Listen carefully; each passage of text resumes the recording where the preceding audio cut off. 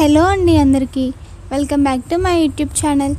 So ఈరోజు నేను ఇంట్లోనే సింపుల్ అండ్ టేస్టీగా నిమ్మకాయ పులిహోర ఏ విధంగా చేసుకోవాలో చూపించబోతున్నానండి. చాలా ఈజీగా చేసేసుకోవచ్చు అనమాట. రాత్రిలో మిగిలిపోయిన అన్నం ఉంటుంది కదా, సో అలాంటప్పుడు ఇలా చేసుకుంటే బాగుంటుంది. ముందుగా మనం గ్యాస్ ఆన్ చేసుకుని ఒక మూకుడు పెట్టేసుకొని దాంట్లో ఆయిల్ వేసేసుకోవాలి. సో ఆయిల్ కాస్త హీట్ అవ్వనివ్వాలి. ఆయిల్ వేడెక్కిన తర్వాత దాంట్లోకి పచ్చిమిర్చి కాస్త చీరుకొని అవి వేసేసుకోవాలి. పులిహోరలో పచ్చిమిర్చి కానీ ఎండుమిర్చి కానీ కొంచెం ఎక్కువగానే ఉంటే బాగుంటుంది. తినే వాళ్ళని బట్టి కూడా ఉంటుంది అది. సో ఇలాగా ఫస్ట్ అయితే ఇవి వేసేసుకొని చక్కగా వేయించుకోవాలి. సో పచ్చిమిర్చి అయితే వేగిపోయింది కదా, అది వేగిన తర్వాత కరివేపాకు వేసుకోవాలి. కరివేపాకు కూడా వేసుకొని కాస్త కలుపుకొని దాని తర్వాత ఎండుమిర్చి కూడా వేసేసుకుందాం.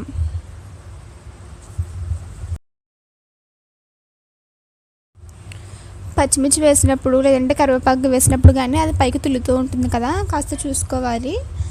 ఇక దాని తర్వాత అయితే ఎండుమిర్చి ఇలాగా ఒక 3-4 తీసుకున్నాను. ఇలాగా సకానికి విరిచేసి వేసేసుకోవాలి.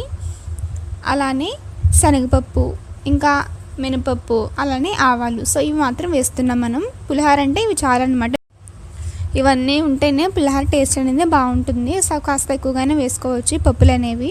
సో ఇవన్నీ కూడా వేసేసుకుని చక్కగా కలుపుకుందాము. ఎండుమిర్చి కూడా వేగాలండి, వేగకపోతే బాగోదు. ఏదైనా సరే వేగితే కారంగా ఉండదు, వేగలేదనుకోండి పచ్చి పచ్చిగా ఉండి కారంగా ఉంటుంది, తినలేమన్నమాట. సో ఇప్పుడు దీంట్లోకి పసుపు కూడా వేసేసుకుందాము. పసుపు కాస్త ఎక్కువగానే వేసుకోండి. పులిహోరలోకి పసుపు లేదంటే మళ్ళీ చూడడానికి కూడా బాగోదు. రుచికి తగినట్టుగా సాల్ట్ కూడా వేసేసుకోవాలి. సాల్ట్ మీకు క్వాంటిటీ తెలియదు అనుకుంటే ఫస్ట్ కొంచెం తక్కువగానే వేసుకోండి, తర్వాత వేసుకోవచ్చు కావాలంటే. సో సాల్ట్ కూడా వేసేసుకుని ఇలాగా ఇంకాసేపు దాన్ని అంతా కూడా కలుపుకోవాలి. ఎండుమిర్చి కూడా వేగాలి కాబట్టి కాస్త కలుపుకుందాం.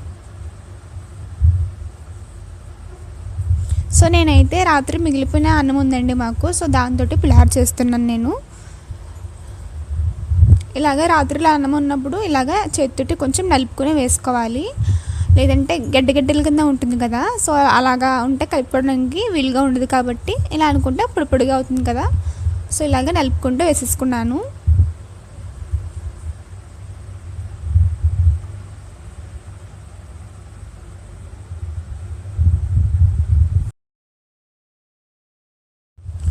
ఇప్పుడు ఇదంతా కూడా ఒకసారి కలిపేసుకుందాము.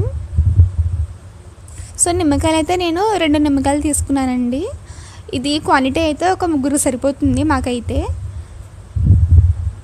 సో ఇలాగా చక్కగా కలిపేసుకొని నిమ్మకాయలు గ్యాస్ కట్టేసి వేసుకోవచ్చు, లేదంటే ఇలాగ గ్యాస్ మీద ఉంచేసి కూడా వేసుకోవచ్చు అనమాట. ఎక్కువగా అయితే గ్యాస్ కట్టేసి అప్పుడు నిమ్మకాయ పిండుకుంటాము. సో గ్యాస్ కట్టేసుకొని ఇలాగ నిమ్మకాయ వేసేసుకుందాము. చాలామంది వీడియో చూస్తున్నారు కానీ ఎవరు సబ్స్క్రైబ్ చేసుకోవట్లేదండి. ప్లీజ్ అండి కాస్త ఛానల్ని సబ్స్క్రైబ్ చేయండి మీకు వీడియోస్ కనుక నచ్చితే.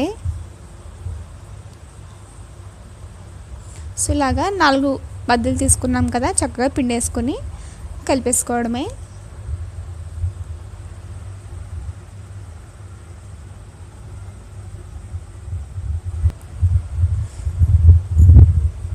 సో ఈ పులిహోర టేస్ట్ అయితే బాగా వచ్చిందండి, చాలా సింపుల్గా అయిపోయింది.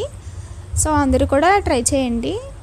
సో అందరికీ పులిహోర తెలిసే ఉంటుంది కానీ ఒక్కొక్కరు ఒకలా చేస్తారు కదా, సో మేము ఇలా చేసుకుంటాము. ఇప్పుడు దీన్ని అంతా కూడా ఒకసారి చక్కగా కలిపేసుకోవాలి.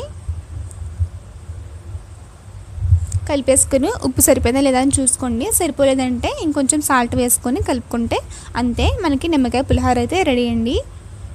చూస్తున్నారు కదండి, చాలా ఈజీగా అయిపోయింది. ఈ వీడియో కనుక మీకు నచ్చితే ప్లీజ్ అండి ఖచ్చితంగా ఈ వీడియోని లైక్ చేయండి, అలానే ఛానల్ని సబ్స్క్రైబ్ చేయండి, ఇంకా షేర్ చేయండి. Thanks for watching.